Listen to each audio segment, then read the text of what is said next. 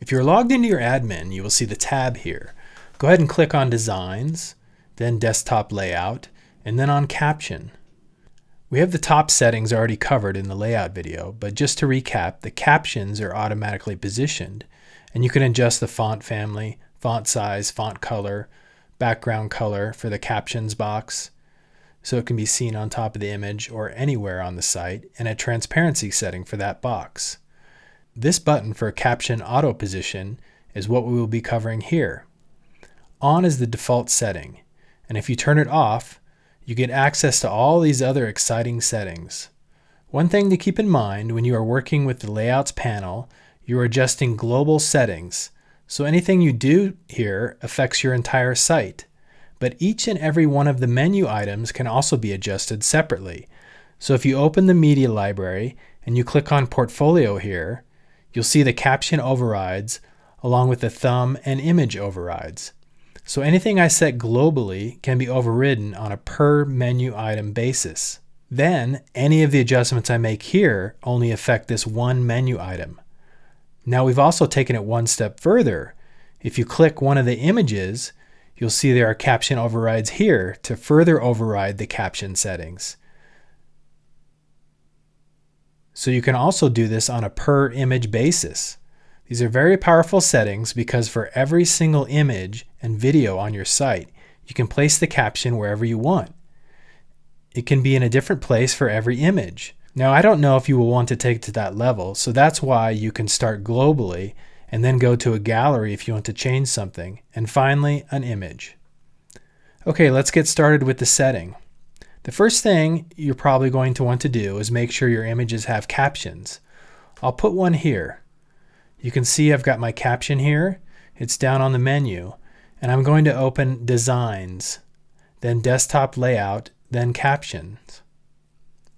I'm adjusting the captions globally for the entire site. That's the first thing you'll want to do, and then you can go in and make adjustments on a per menu item and per media item basis. If I scroll down here past the caption auto position, which is now off, the first thing you will see is Anchor To. So there's three different settings for where you can anchor the caption. The site setting is this menu and the website container. On the website container, I have a margin where I've placed my nav bar, and so you can place the caption on any of these places simply by anchoring it to the site. Now the reason there's different anchor spots you'll see as I adjust the size of this window, and this is what will happen when your site appears on different size screens or different browser configurations. You can see the image moving to fill the space in which it sits. That's called the media area. Now let's look at these other anchor points. If I choose media area, what this does is anchor the caption to this area where images and videos sit. So it will stay within whatever spot you place it.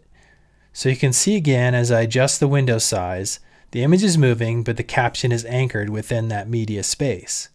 And then I can actually anchor it to the image. Now it's stuck on top of the image.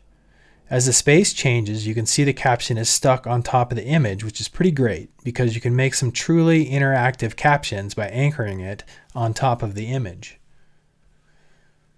Okay, let's put the caption back on the site. Next we have horizontal align, left, center, and right. This is pretty common alignment you'll see with our menu. And then we have top and bottom, so it can be placed anywhere. Then once you decide where you want to anchor your caption and where you want to place it, you can use these horizontal and vertical offsets to further refine the placement. Next we have the width and height of the caption box. So the caption will wrap within whatever size box you give it to fit.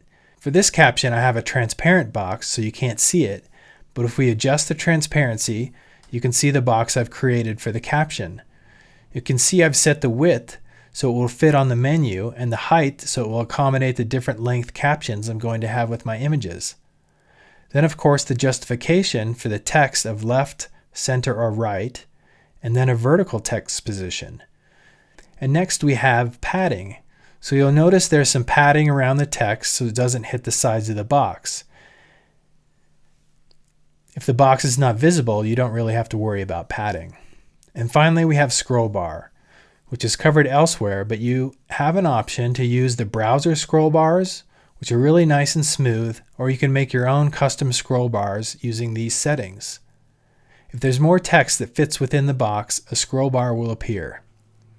Okay, one more thing to point out with these captions is that you can enter any HTML you want inside a caption.